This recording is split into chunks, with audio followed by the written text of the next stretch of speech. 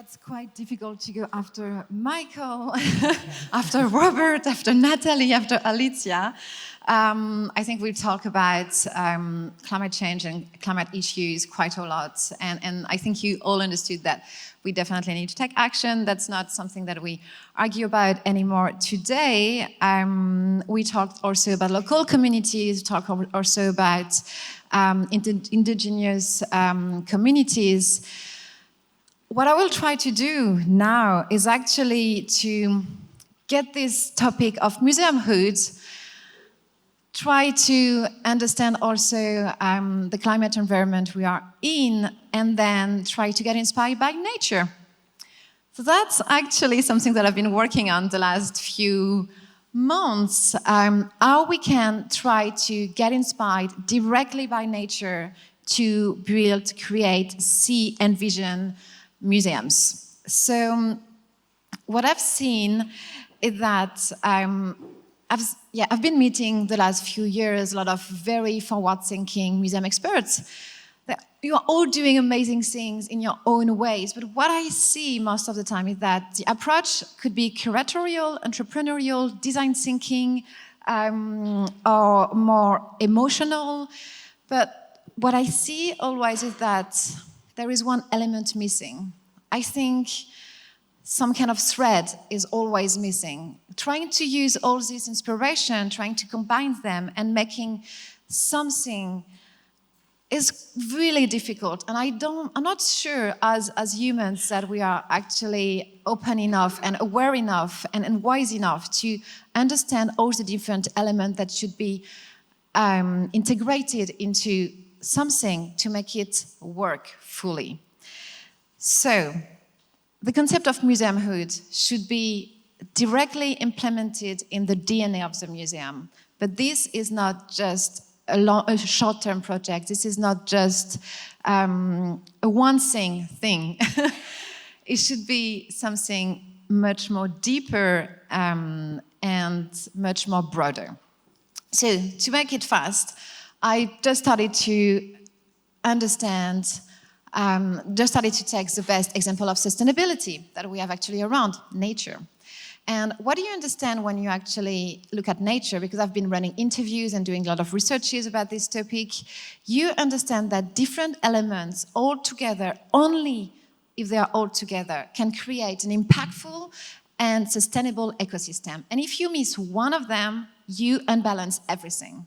And it's really this combination, this identification and combination of all these different elements that will create a powerful project, a powerful idea, a powerful ecosystem, a really symbiotic ecosystem. So, nature.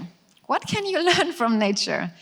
To get this perfect balance, I try to dive a little bit into one only concept, knowing that you can take many others, but I choose to start with permeability. So we can get inspired and understand how museum can work and be created and be dreamed of in a different way. So in nature, the term of permeability is actually what is the ability to transmit fluids.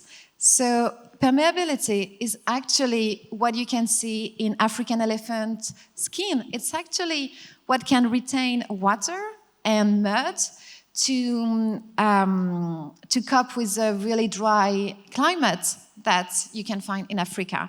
And permeability is actually thanks to the permeability. Okay, I'll start again.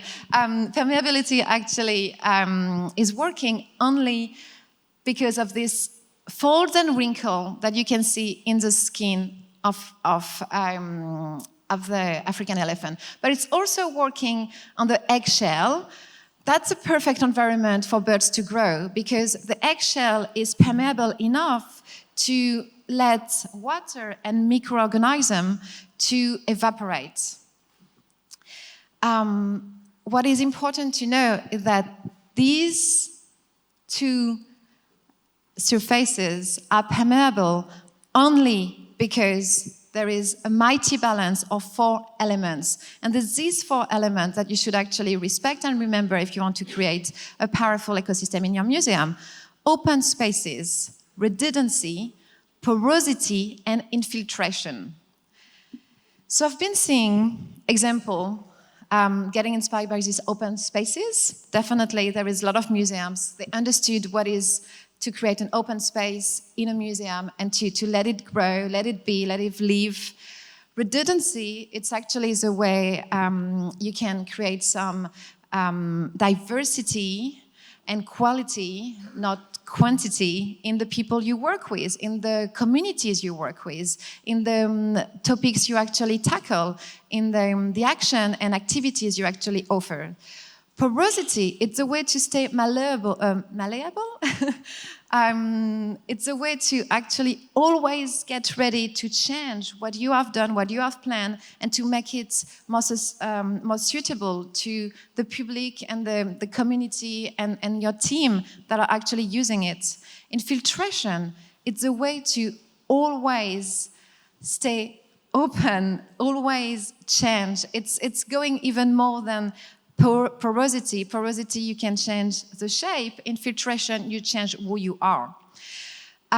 So for instance, this is a picture from Thread. It's actually a cultural and community center in Senegal. They use open spaces and redundancy really well in their architecture, in the program.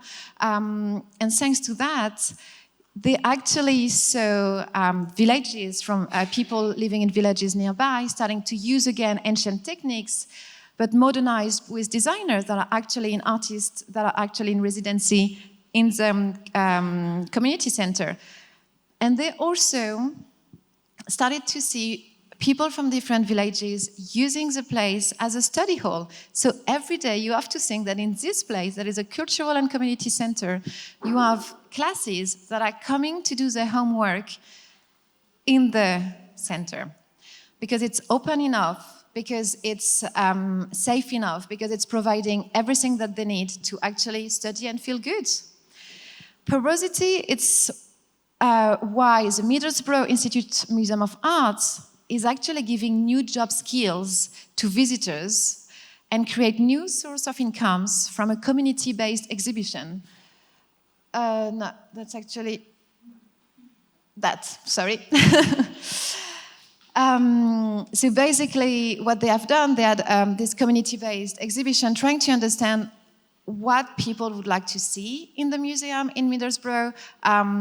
This is inspired directly by a speech that Alistair Hudson, that was the director of the Middlesbrough Museum, made last year in Marrakesh at We Are Museums. But basically, to make it short, starting with a community-based exhibition, showing that the clay pots were actually part of the heritage of this region, trying to understand that this could be a new way to actually learn a skill, learn a job, and make money and create jobs. And so they actually created a ceramic studio in the museum, in the exhibition, so they can explain how you can make clay pots, getting inspired by this, by the collection they have. And infiltration,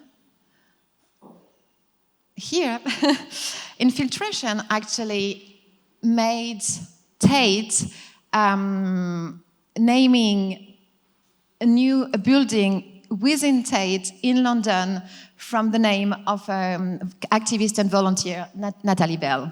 So that's a wonderful example of infiltration. How you're not just able to listen and change and adapt, but you're able to actually truly, deeply change what you present, what you are.